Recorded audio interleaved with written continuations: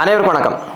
அமைச்சர் பொன்முடி, அமைச்சர் KKSSR, அமைச்சர் தங்கம் தென்னரசு போன்ற திமுகவினுடைய மூத்த அமைச்சர்கள் சொத்து குவிப்பு வழக்கில் சிக்கி இருக்கக்கூடிய சூழல்ல அவர்கள் மீதான அந்த வழக்குகளினுடைய பிடி சமீப காலமாக இறுகி வரக்கூடிய சூழல்ல அந்த வரிசையில் இன்னொரு திமுகவின் மூத்த அமைச்சர் சிக்கி இருக்கிறார். அது பற்றி தான் விரிவா பேச போறோம். அமைச்சர் மா சுப்பிரமணியன் என்று சொன்னாலே எல்லோருக்கும் சமீப காலமாக நினைவு வருவது யார் என்றால் ஞானசேகரன் தான் நினைவுக்கு வருவார். ஏனென்றால் அண்ணா பல்கலைக்கழக மாணவி வழக்கில் ஞானசேகரனுக்கு மிக முக்கியமாக அவருக்கு உதவிய ஒரு நபராக அமைச்சர் மா சுப்பிரமணியன் இருப்பாரோ என்கிற கேள்விகள், சந்தேகங்கள் எல்லாம் பலராலும் முன்வைக்கப்பட்டது. ஏனென்றால் ஞானசேகரன் மா சுப்பிரமணியன் அவர்களோடு நெருங்கி இருந்த காட்சிகள், அந்த புகைப்படங்கள் எல்லாம் சமூக வலைதளங்களில் வெளியானதை தொடர்ந்து திமுக தலைமையே அமைச்சர் மா சுப்பிரமணியன் மீது கடுமையான ஒரு அதிருப்தியில் அந்த காலகட்டத்தில் இருந்ததாக செய்திகள் எல்லாம் பரவலாக பேசப்பட்டது. அந்த மா சுப்பிரமணியன் அவர்கள் தான் தற்போது ஒரு பெரிய ஒரு பேசுபொருளாக மாறியிருக்கிறார். அவர் மீதான சொத்து குவிப்பு வழக்கு. என்ன வழக்கு? ஏற்கனவே ஞானசேகரன் திருட்டு வழக்கு, ஆள்கடத்தல் வழக்கு, இது போன்று அவன் அரசு நிலத்தை, அதாவது கோயில் நிலத்தை அபகரித்து வீடு கட்டினான்ங்கிற செய்திகள் எல்லாமே வெளியானது, காவல்துறையால் கண்டுபிடிக்கப்பட்டது. அப்படி இருக்கக்கூடிய சூழல்ல மா சுப்பிரமணியன் அவர்கள் என்ன சொத்தை குவித்தார், யாருடைய நிலத்தை அபகரித்தார், என்னதான் சிக்கல் என்று பார்த்தால் இவர் என்ன செஞ்சிருக்கிறார் அப்படின்னா, இவர் மீதான புகார் என்ன இருக்கிறது என்றால், அரசு நிலத்தை, சிட்கோ நிலத்தை இன்னொருத்தருக்கு ஒதுக்கப்பட்ட, கண்ணன் என்கிற ஒரு நபருக்கு ஒதுக்கப்பட்ட சிட்கோ நிலத்தை இவர் மேயராக இருந்தபோது தவறாக என்ன செஞ்சிருக்கிறாரு, ஆவணங்கள் எல்லாம் போலியாக தயார் செய்து அந்த நிலத்தை அபகரித்திருக்கிறார் என்று சொல்லி இவர் மீது ஒரு புகார் கொடுக்கப்படுகிறது. இவர் மீதும் இவருடைய மனைவி மீதும் புகார் கொடுக்கப்படுகிறது. அவர் தரப்பில் அதெல்லாம் மறுக்கிறாங்க. இல்லை, அப்படியெல்லாம் இல்லை, அந்த மாதிரிலாம் எதுவுமே நடக்கலை என்று சொல்லி அவர் தரப்பில் மறுக்கிறார்கள். ஆனால் புகார் இதுதான், அரசு நிலத்தை ஆக்கிரமித்தார் என்பதுதான் அவர் மீதான புகார்.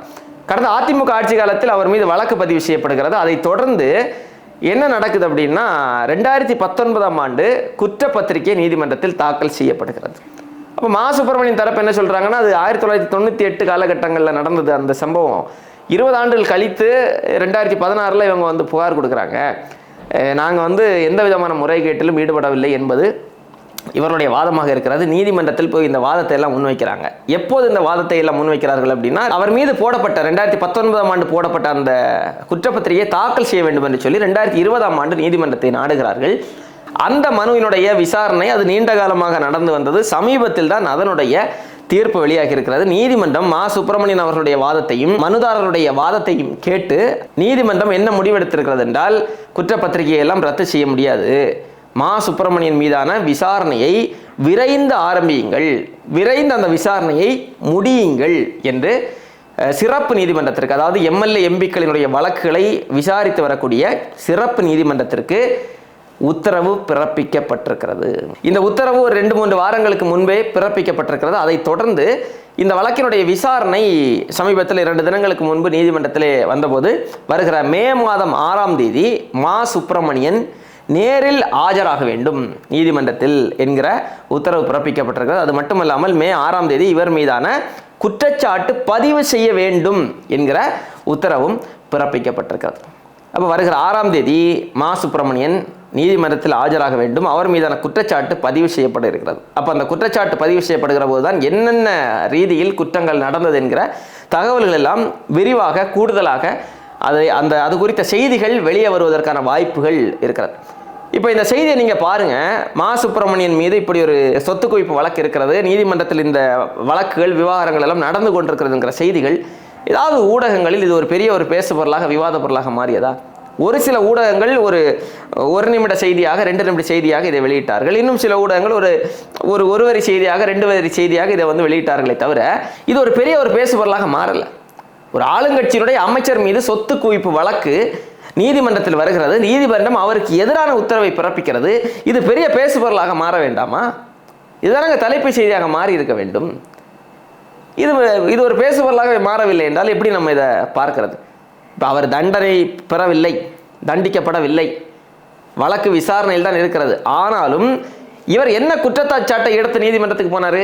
என் மீது வைத்த இந்த குற்றச்சாட்டு எல்லாமே தவறானது, இந்த குற்றப்பத்திரிகையை ரத்து செய்ய வேண்டும் என்று தானே இவர் சென்றார்.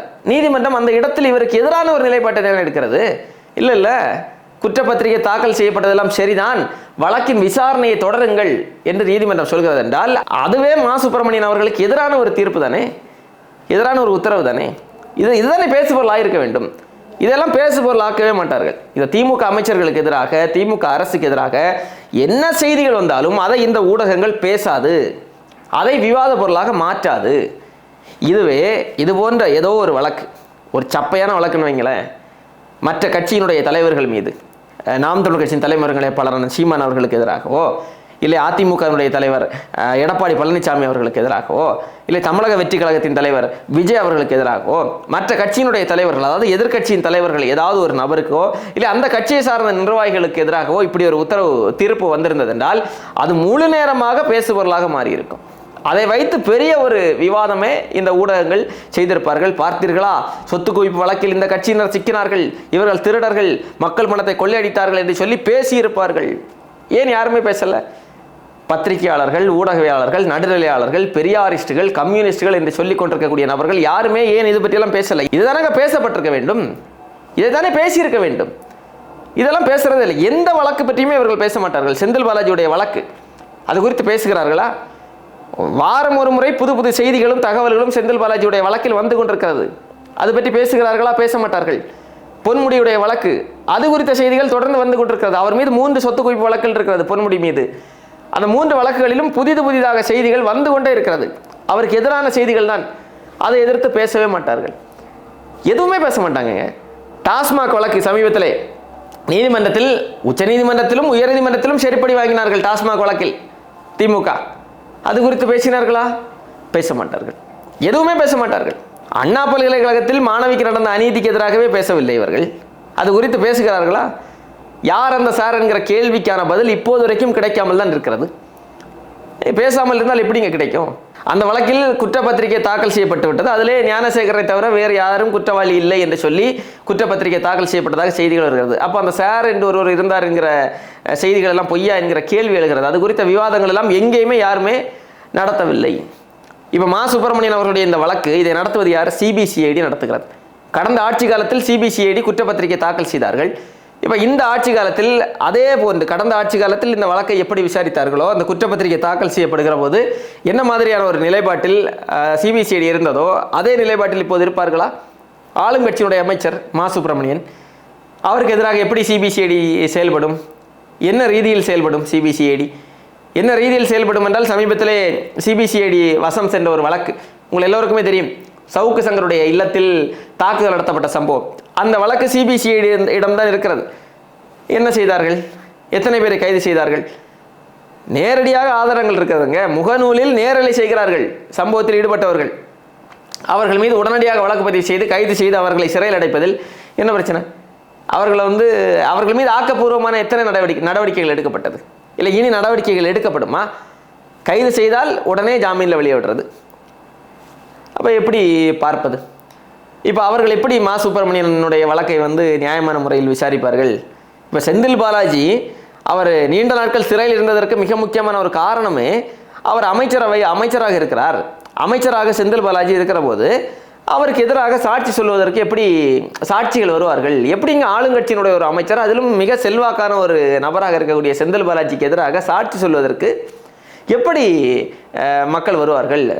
இன்னும் சொல்ல போனால் அரசு அதிகாரிகள் எல்லாம் சாட்சிகளாக இருக்கிறார்கள். அவர்கள் எப்படி சாட்சி சொல்ல வருவார்கள் என்கிற ஒரு பெரிய ஒரு கேள்வி அங்கே எழுப்பப்பட்டது. அமலாக்கத்துறை அந்த வாதங்களை முன்வைத்தார்கள். நீதிமன்றமும் என்ன செய்தது என்றால், செந்தில் பாலாஜி அமைச்சராக இருப்பது வரைக்கும் அவருடைய ஜாமீன் மனுக்களை எல்லாம் தள்ளுபடி செய்தே தான் வந்தது. அவருக்கு ஜாமீன் கொடுக்கல.